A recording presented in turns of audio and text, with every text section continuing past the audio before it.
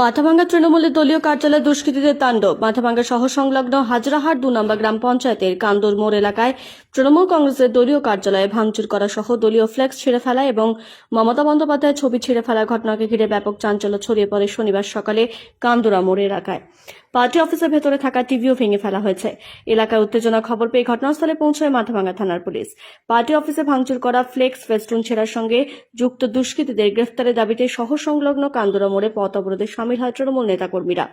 যদিও পরে পুলিশের হস্তক্ষেপে অবরোধ তুলে নেওয়া হয়। তৃণমূলের নেতা হাসান আলী বলেন, দুষ্কৃতীদের গ্রেফতার করা না হলে আমরা বৃহত্তর আন্দোলনে সামিল হব।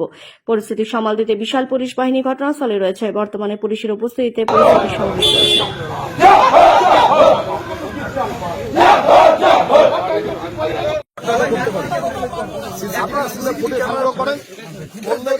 আমরা কতটা ভালো বা কে করলো সেটা আপনারা দেখেন।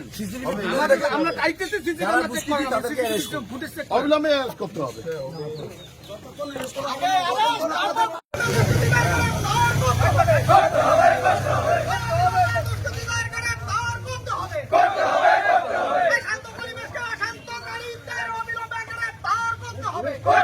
পাওয়ার করতে হবে।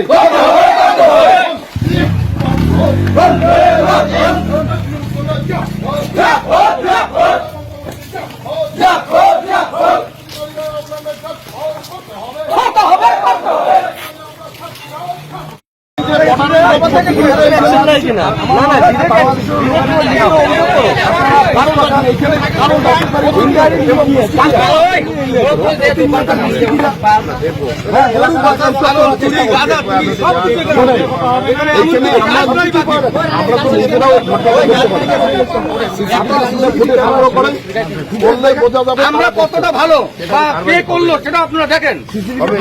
আমরা চাইতেছি অবিলম্বে করতে হবে।